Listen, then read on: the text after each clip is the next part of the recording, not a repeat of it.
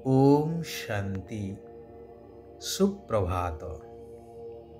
सर्वशक्तिवान भगवानंकर सर्वस्नेही भगवानंकर विश्व कल्याणर कार्यरे निजको सामिल करिथिबा समस्त श्रेष्ठ आत्मिक संतान मानंकु हृदयर कृतज्ञता शुभ अभिनंदन सुस्वागतम। आमे समस्ते कहूछे चाहूछे मध्य विश्व एक परिवार हेउ, तेबे खाली कहीदेले बा इच्छा कले जे ताहा सफल हेइ जीव ताहा तो नुहे। सेथिपाई प्रयास दरकार। प्रथम एवं मुख्य कथा हेउछि जेपरि परिवारर जणे मुखिया थांती जहांको समस्ते मानी चली थांती। एठारे सारा विश्वर मुखिया जनकु मानिले तो विश्व एक परिवार ही परिबो। तेबे सर्वशक्तिवान निराकार भगवान जी की विश्व रचयिता से ही तो मुख्य हेबा दरकार। परंतु भगवानंकर प्रकृत परिचय को आमे माने भूली जाई अनेकंकु भगवानंकर रूप बा अवतार कही सर्वव्यापी कहिबा द्वारा काहाकु मुख्य बोली मानिबा एवं विश्व एक कुटुंब किपरि बा होई परिबो। शास्त्र रे वर्णित अछि कि भगवान ब्रह्मांक द्वारा सृष्टि रचना करुछंती, अर्थात प्रजामानंकु सृष्टि करुछंती प्रजापिता ब्रह्मा। तेबे ब्रह्मांकर संतान हिसाब रे आमे समस्ते गोटिए परिवारर होई गले। भगवान कहउछंती जदि माता पितांकर कुटुंब रे आसीबाकु चाहुछ तेबे तांकु पूरा पूरा अनुकरण करिबा दरकार। तांको भली प्रत्येक कार्य मो श्रीमत आधार रे करि चालो। मधुर स्वभावयुक्त होई भलो भावरे एही ईश्वरीय पाठ पढ़ा बा आत्मिक पाठ पढ़ा पढ़िबा दरकार। सूक्ष्म बुद्धि संपन्न होई सृष्टिर गुह्यरु गुह्य रहस्ययुक्त कथा को बुझिबा दरकार।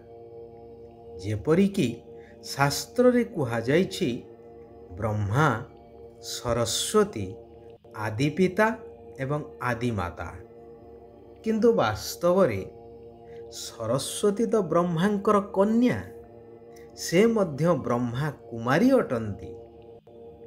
प्रकृत रे ब्रह्मा ही मनुष्य आत्मा मानंकर बड़ माँ अटंती।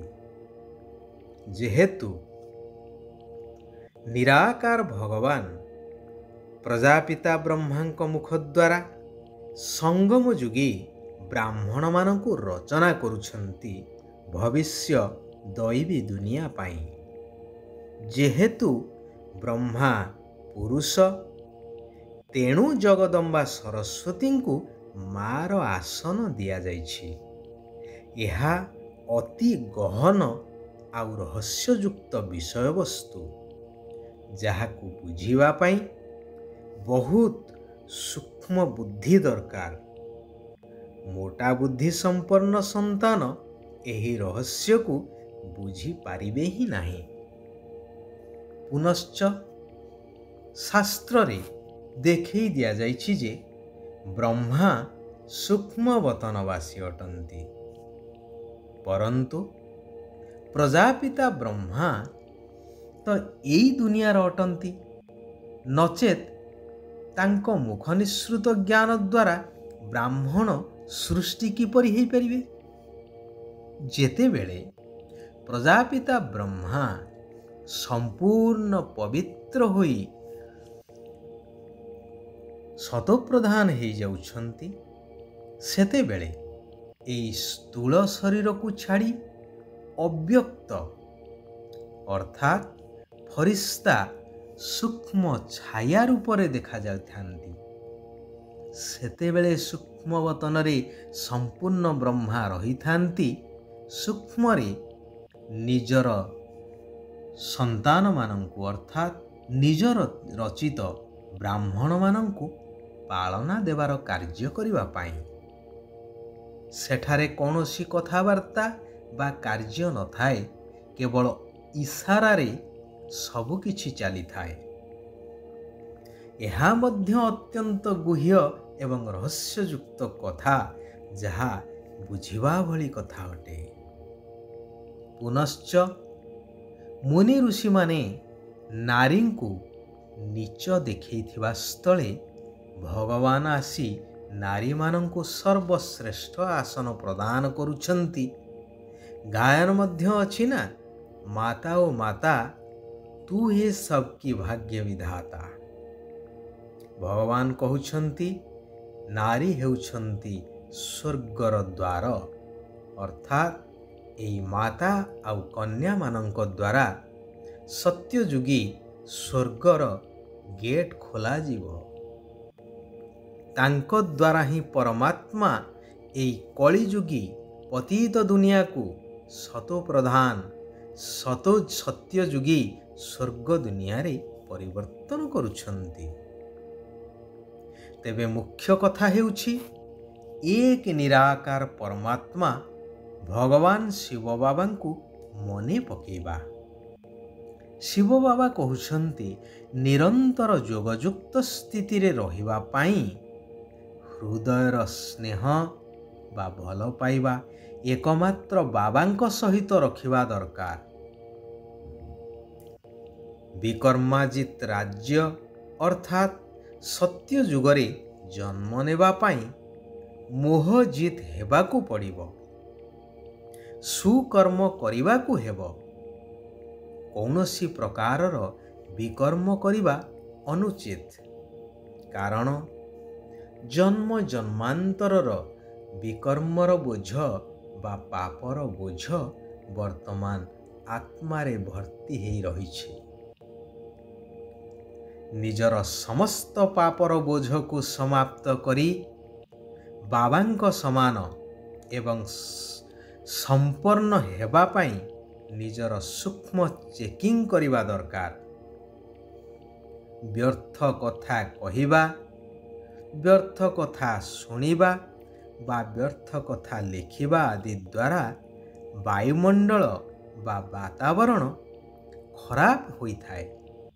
ଏହା ମଧ୍ୟ ପାପର ଅଂଶ ଅଟେ। ଏହା ହିଁ ଉଡ଼ିବାର କଳାକୁ ସମାପ୍ତ କରିଦେଇଥାଏ, ଆହୁରି ନିମ୍ନଗାମୀ କରିଦେଇଥାଏ। ତେଣୁ ନିଜର ଚେକିଂ ଦ୍ୱାରା ଏଗୁଡ଼ିକୁ ସମାପ୍ତ କରିବା ନିହାତି ଆବଶ୍ୟକ। ବେହଦ୍ର ବୈରାଗ୍ୟ ବୃତ୍ତିକୁ ଜାଗ୍ରତ କରିବା ପାଇଁ ବାହାନାବାଜିକୁ ସମାପ୍ତ କରିବା ଦରକାର।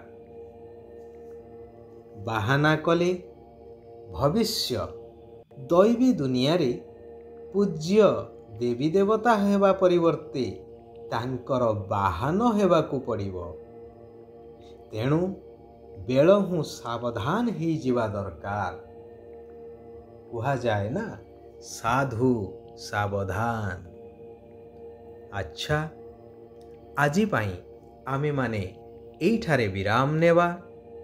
ଆସନ୍ତାକାଲି ପୁନଶ୍ଚ ଆମେ ସମସ୍ତ ଆତ୍ମାମାନେ ଏକତ୍ରିତ ହେବା ସେହି କଲ୍ୟାଣକାରୀ ପରମ କାରୁଣିକ ପରମାତ୍ମା ନିରାକାର ଶିବ ପିତାଙ୍କର ଆଉ କିଛି କଲ୍ୟାଣକାରୀ ମହାବାକ୍ୟକୁ ଶୁଣିବା, ଜୀବନରେ ଧାରଣ କରିବା ଏବଂ ସାରା ବିଶ୍ୱ ପରିବର୍ତ୍ତନର କାର୍ଯ୍ୟରେ ନିଜକୁ ସାମିଲ କରିବା।